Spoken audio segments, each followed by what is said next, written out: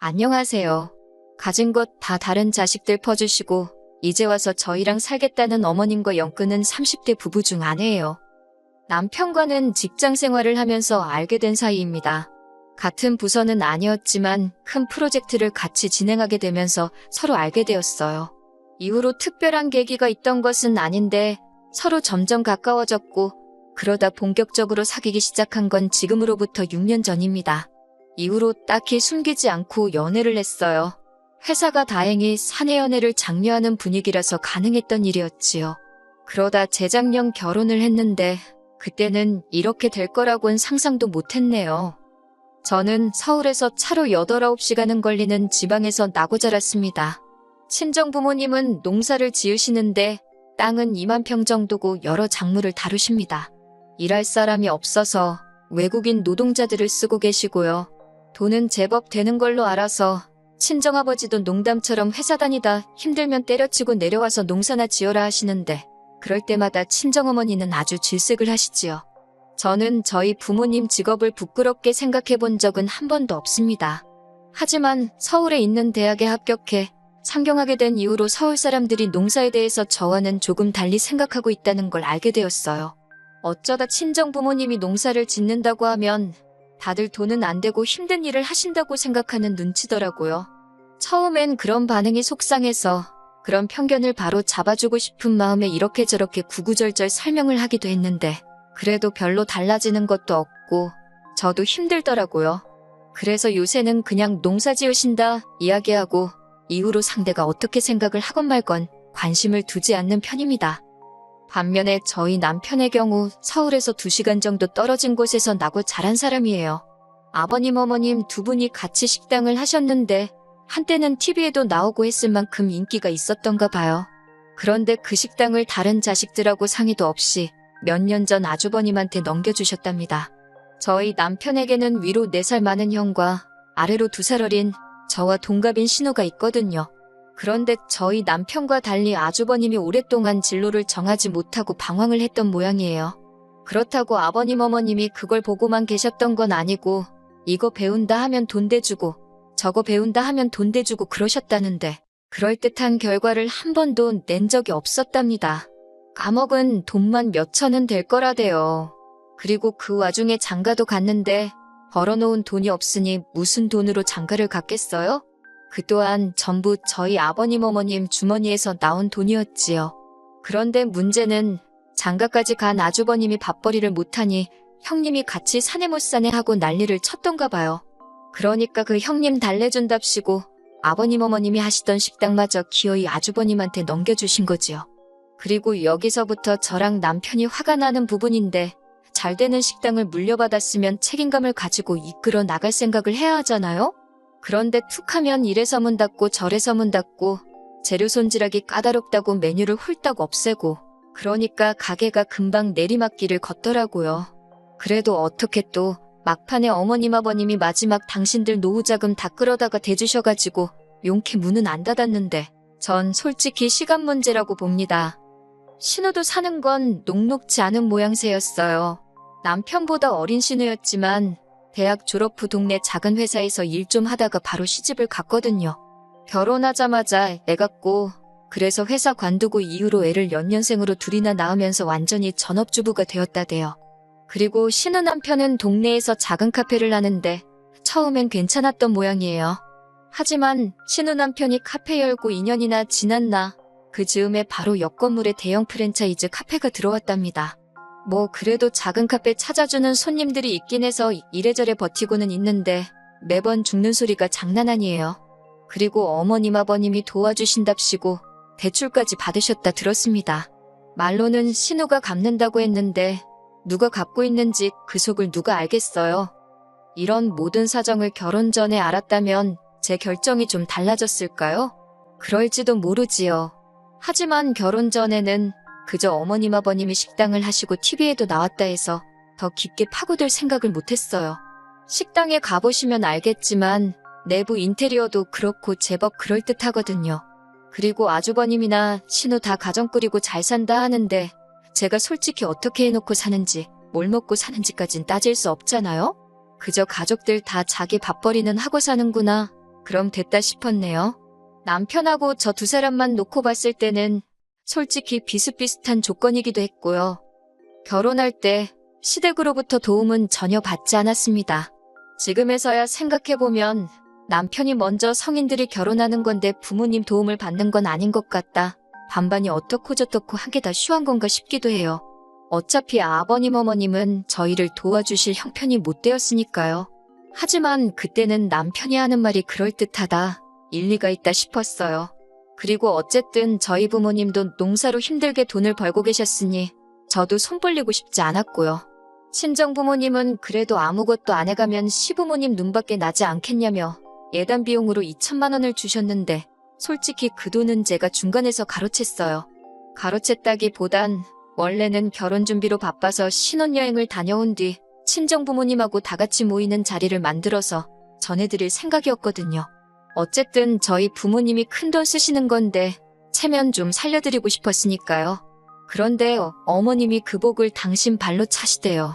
무슨 말이냐 하면 여기에도 얽힌 이야기가 있는데 저희가 반반 결혼을 하는 걸로 이야기가 된 이후 결혼 준비 자체는 큰 문제 없이 진행되고 있었습니다.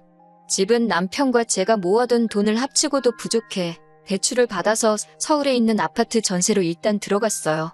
집뿐만 아니라 혼수도 그랬지요. 결혼식 비용은 들어온 축의금으로 각자 해결하기로 했고요.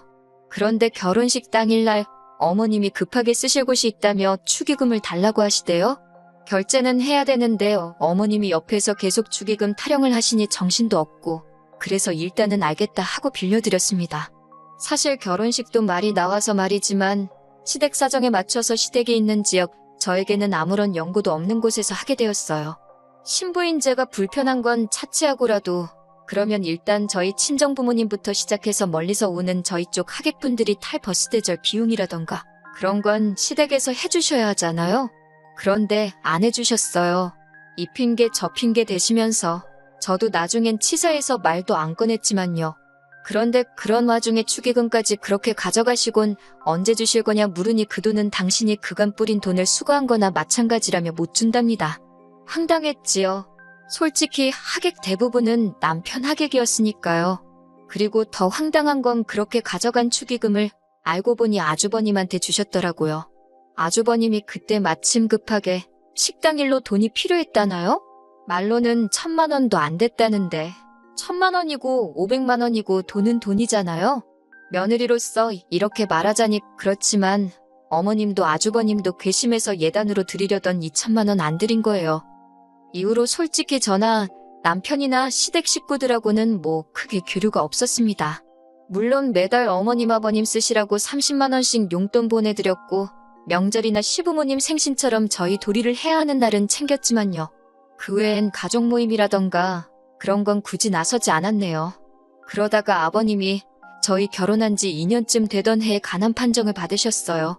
그리고 뭐 제대로 손 써볼 여유도 없이 한 달도 채 되지 않아 돌아가셨지요. 이때는 뭐 그동안 서운했고 그런 걸 떠나서 다들 상심이 컸고요. 그런데 아버님 장례 치르고 처리해야 할 일들이 어느 정도 마무리가 되었을 무렵 어이없는 이야기를 듣게 되었습니다. 아버님이 돌아가시기 며칠 전 유언을 남기셨다는 겁니다. 아주버님네, 신우네, 어머님만 모여있는 자리였다나요? 저희는 그런 모임이 있는 줄도 몰랐고요. 그런데 아버님이 하셨다는 유언 내용이 가관이었습니다. 아버님이 어머님더러 당신 죽으면 꼭 둘째 아들래, 그러니까 저희 집으로 가라고 하셨다는 거예요.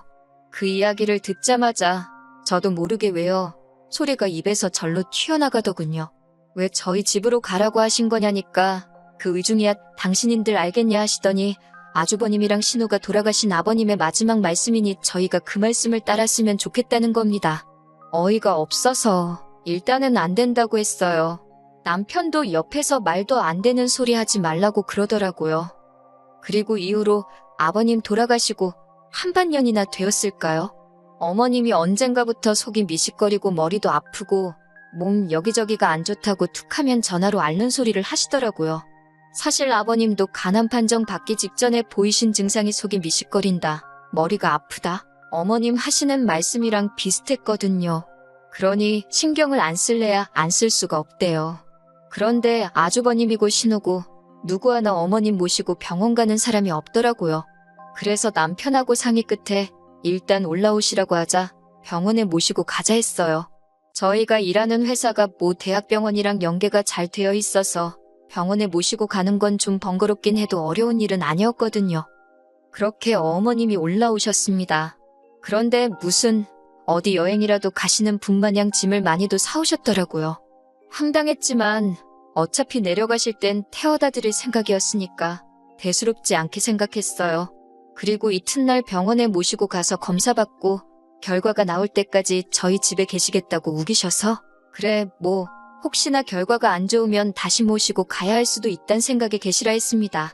그런데 일주일 뒤 받아본 결과지는 걱정할 게 하나도 없었어요. 수치가 너무 좋았거든요. 심지어 몇몇 항목은 같은 나이대 분들보다도 훨씬 좋게 나왔지요. 그래서 이제 다시 어머님 댁에 모셔다 드리려고 하니 어머님이 정말 말 그대로 대자로 누우셔서는 가기 싫으시답니다. 혼자서 너무 외롭고 쓸쓸하시다고 가기 싫으시대요. 저희 집에 며칠만 더 있게 해달라고 말 그대로 떼를 쓰시더라니까요. 이러지도 저러지도 못하고 아버님 떠나시고 얼마나 외로우시면 저러시나 싶어서 매몰차게 할 수가 없더라고요. 그래서 일단 며칠 더 계시라 했어요. 이땐 남편도 무척 저에게 미안해했고요. 그런데 어머님이 계시니까 신경 써야 할 게 한두 개가 아니더군요. 먹는 것부터가 문제였지요. 저나 남편은 아침엔 입맛도 없고 해서 커피 한 잔만 마시고 점심은 회사에서 먹고 저녁도 보통 만나서 밖에서 먹고 들어오거나 그랬거든요. 그런데 어머님이 집에 계시니까 저희 원래 지내던 방식으로 지낼 수가 없어서 어쩔 수 없이 반찬을 하기 시작했어요. 사정을 들으신 친정어머니가도 좀 보내주셨고요. 맞벌이하는 와중에 반찬하는 것도 힘들고 친정어머니께도 죄송하고 반찬을 사다 먹는 것도 생각해봤는데 어머님께서 음식에 좀 예민하셔서 바깥 음식은 안 좋아하시거든요. 당신이 해드시면 좋겠는데 알아서 해드시면 모를까 며느리 입장에서 당신 손으로 만들어 드시라 할 수도 없고 여러 가지로 어려운 상황이었네요. 그리고 처음엔 한 2주만 계시겠다 했어요. 그런데 2주가 지나도록 내려가실 생각을 안 하시고 하루 더 하시면서 그렇게 버티고 계시더라고요. 그렇게 시간이 흘러 급기야 2달 가까운 시간이 흘렀고 그땐 슬슬 저도 짜증이 나대요. 그리고 결국 기어코 저를 정말 폭발하게 만든 사건이 벌어졌습니다. 사건이 있기 며칠 전 제가 친정어머니께 더는 음식을 보내지 마시라 했어요. 먹고 싶으면 제가 이야기를 할 테니 괜히 밑반찬해서 보내지 마시라고요. 처음에야 어머님 드시는 게 신경 쓰여서 어쩔 수 없이 친정어머니 도움도 받았지만 한 달이 넘어갈 때부턴 어머님 때문에 친정어머니 고생시키는 게 말이 되나 싶었거든요. 그리고 그러나 중에 어머님이 언젠가부터 친정어머니가 보내주시는 반찬을 가지고 투정을 하시대요. 너희 어머니는 맨날 똑같은 거밖에 못하냐면서. 그런 소리 듣고 좋다 할 며느리가 세상 천지 어디 있겠어요? 그래서 친정어머니한테 더는 보내지 마시라 한 거예요. 그런데 제가 이야기하고 얼마 지나지 않아 친정어머니가 또다시 기어이 김치부터 시작해서 음식을 한가득해서 보내주셨더라고요. 그리고 선물 들어온 거라며 조기에 한 후에 직접 농사 지으신 나물에 이것저것 잔뜩 챙겨서요.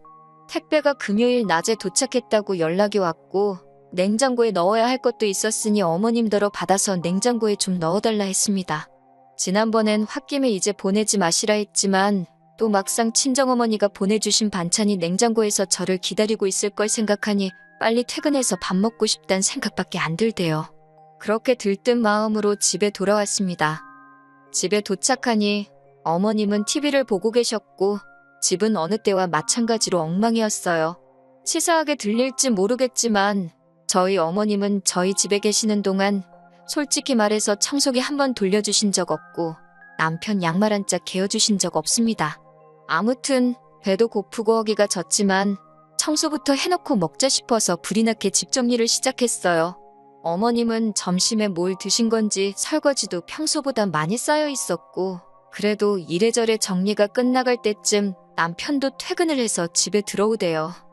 그렇게 이제 저녁상을 차리려고 냉장고를 열었습니다. 그런데 친정어머니가 말씀하신 것과 달리 반찬들이 몇 개 없더라고요. 심지어 뚜껑을 여니 반밖에 안 찬 것도 있었고요.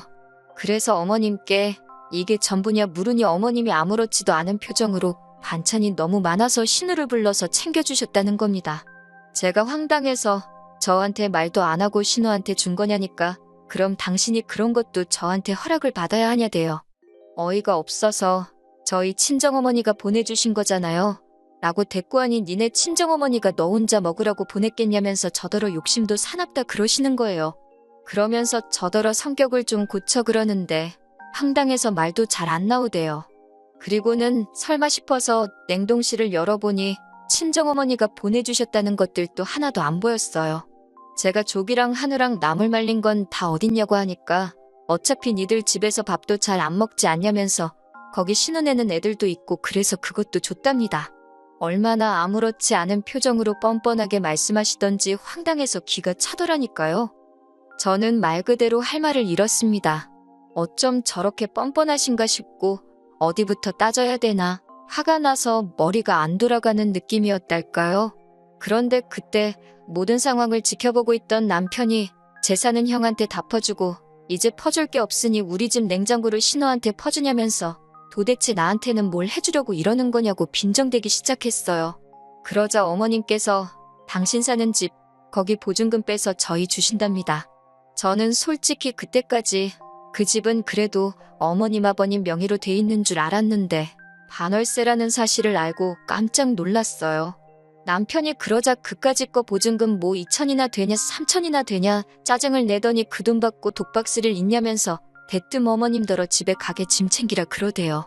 그런데 어머님이 집 싫다 안 간다 하시니까 그러면 신혼에 데려다 준다고 빨리 옷 입으라고 윽박을 질렀어요.